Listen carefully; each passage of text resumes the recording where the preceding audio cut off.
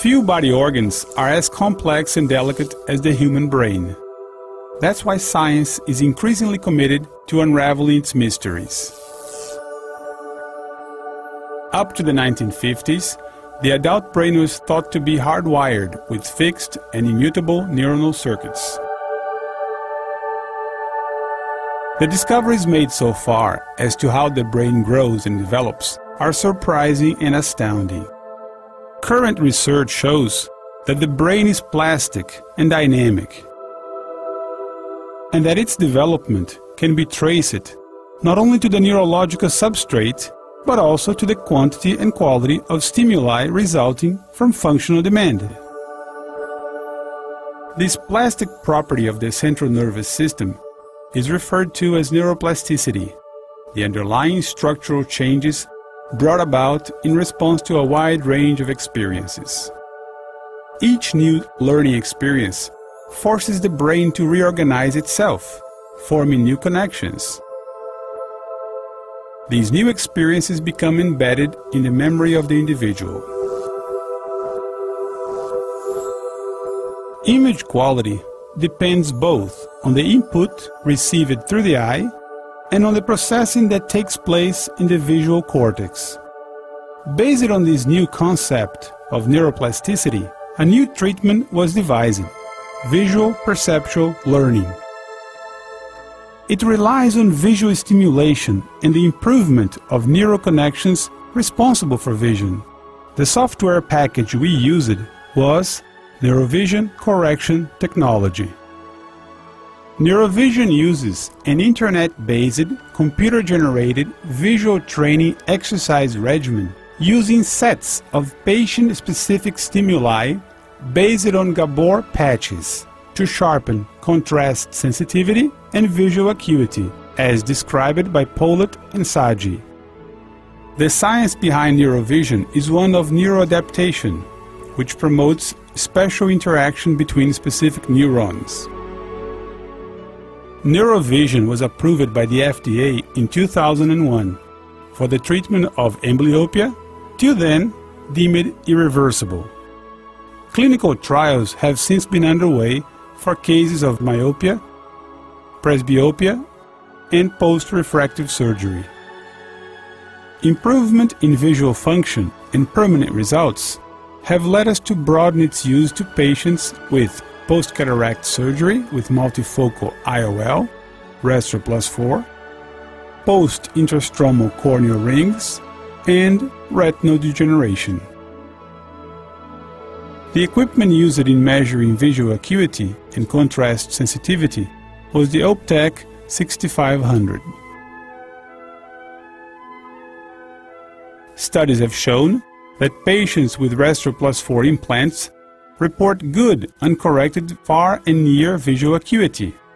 However, improvement in intermediate vision did not meet expectation in some cases, and there was a reduction in contrast sensitivity.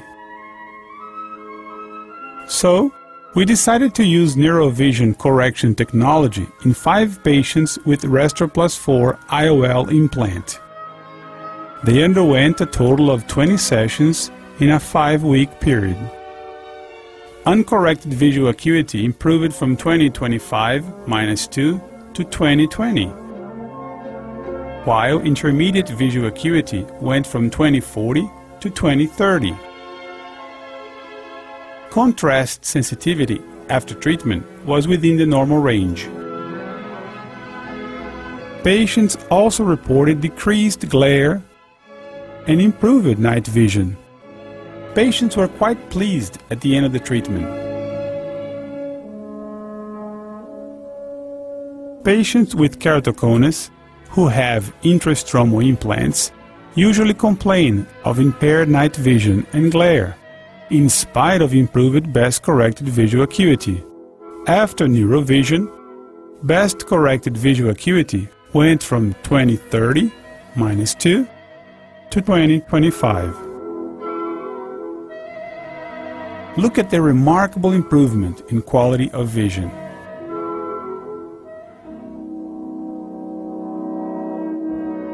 On examining a patient with pigmentary retinosis, we noted that best corrected visual acuity in photopic conditions was 20/30, and in mesopic conditions 20/50.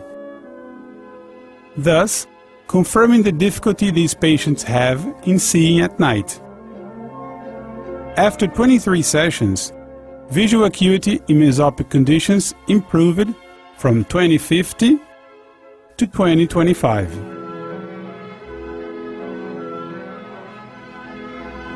Greater contrast sensitivity and improved night vision made activities such as driving and strolling at night a lot safer. The results obtained so far have been encouraging. Mean visual acuity, contrast sensitivity, and main functional outcome have all improved significantly for the cases we assessed. Further studies with larger samples and longer follow-up periods are necessary to replicate the results obtained. The breakthrough aspect of visual perceptual learning was the fact that visual complaints requiring complex resolution were minimized through the creation of new connections and as yet uncharted pathways within the visual cortex. This promising new technique represents a conceptual shift in the approach to several eye diseases. Today, the key to improving visual function lies in our addressing the brain as well as the eye. One further step in mankind's continuous quest to a better life.